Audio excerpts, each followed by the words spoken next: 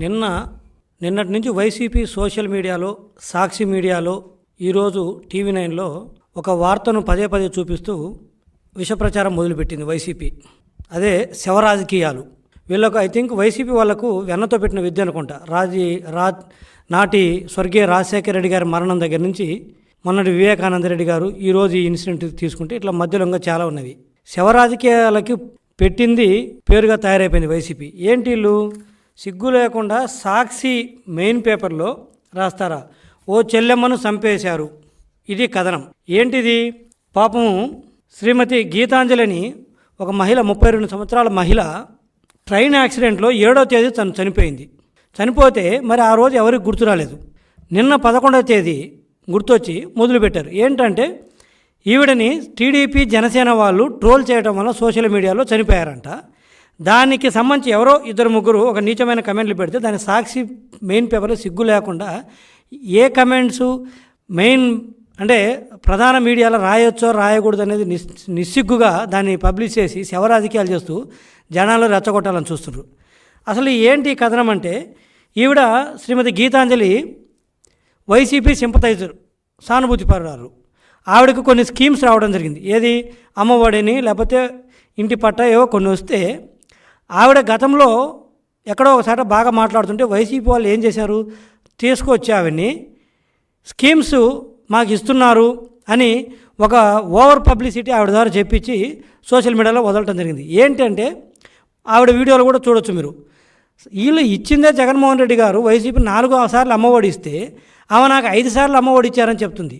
అంటే ఆవిడకి పాపం ఏమీ తెలియదు. వాళ్ళు చెప్పినట్టు వాళ్ళ పబ్లిసిటీ కోసము పాపము తను ఏదో స్కీమ్స్ ఇస్తారు కదా, చెప్పకపోతే మళ్ళా తనకు వచ్చే స్కీమ్స్ కూడా కట్ చేస్తారని చెప్పేసి భయపడి, ఏదో వాళ్ళు భయపడో లేకపోతే ఇంకేదైనా ప్రలోభాలకు గురి చేస్తారో తెలియదు కానీ 4 సార్లు అమ్మఒడి ఇస్తే నాకు 5 సార్లు అమ్మఒడి వచ్చింది, నేను ఏకంగా ఫిక్స్డ్ డిపాజిట్ చేసుకున్నానని చెప్పేసి చెప్పడం జరిగింది.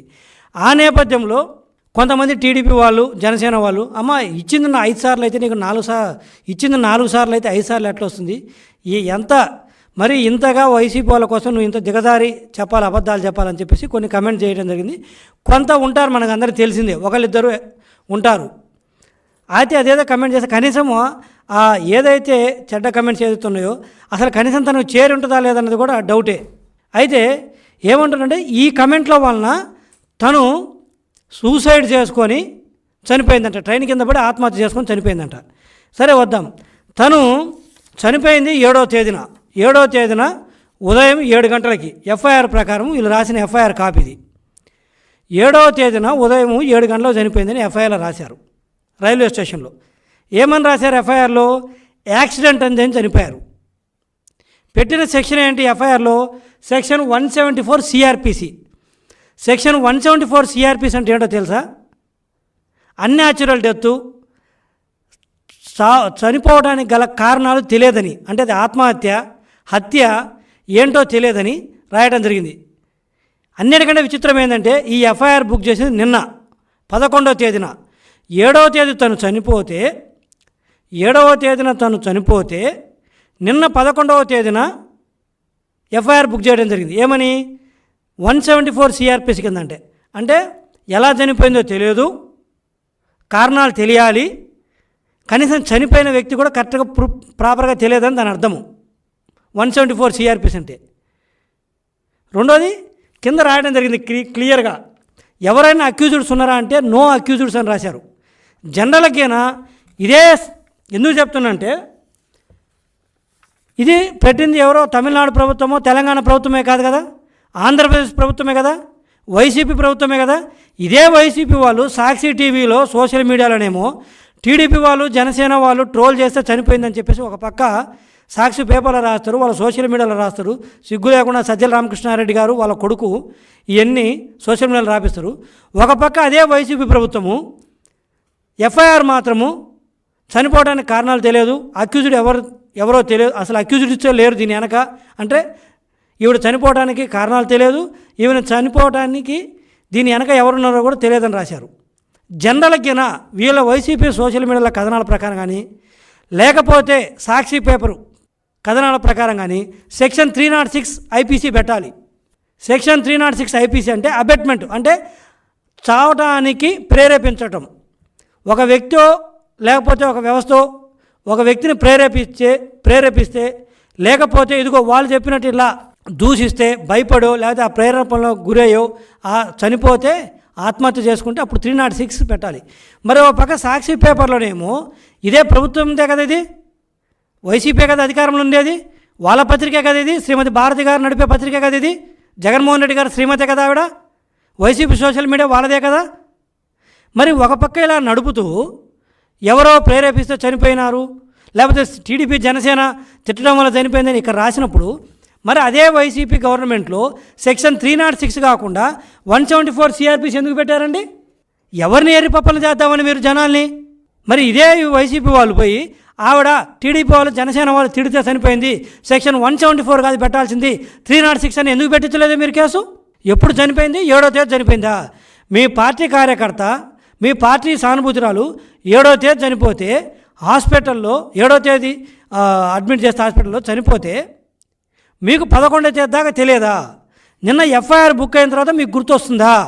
ఒకళ్ళు చనిపోయారు, ఈవెన్ ఎలా మనం ఈ మరణాన్ని ఎలా మనం రాజకీయాలకు వాడుకోవాలని చెప్పేసి నిస్సిగ్గుగా దిగజారి సోషల్ మీడియాలో ఏది ఎఫ్ఐఆర్ అయిన తర్వాత 174 సిఆర్పిసి కింద అంటే చావు కారణాలు తెలియదు, దీని వెనక ఎవరు లేరు అని ఎఫ్ఐఆర్ బుక్ అయిన తర్వాత చావు కారణాలు టీడీపీ జనసేన అని చెప్పి సాక్షిలో రాస్తారు.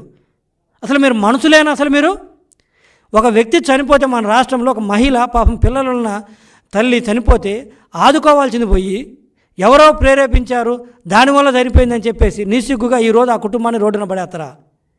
అసలు ఆవిడ్ని మీకు నేను ఒకటే అడుగుతున్నాను, ఆ గీతాంజలి గారితో ఈ వైసీపీలో ఎవరెవరు కాల్సి మాట్లాడారో జనవరి నుంచి ఆ అమ్మాయిని మీరు తాడేపల్లి ఆఫీస్కి తీసుకొచ్చి సోషల్ మీడియాలో ప్రభుత్వానికి అనుకూలంగా మాట్లాడించమని చెప్పేసి తీసుకొచ్చి మాట్లాడించట్లేదా? ఆ అమ్మాయి విజయవాడకు వచ్చి మాట్లాడలేదా? తీయండి ఆ కాల్ రికార్డ్సు, సజ్జల కుమారుడు అమ్మాయితో మాట్లాడిండో లేదో చూద్దాం భార్గవ్.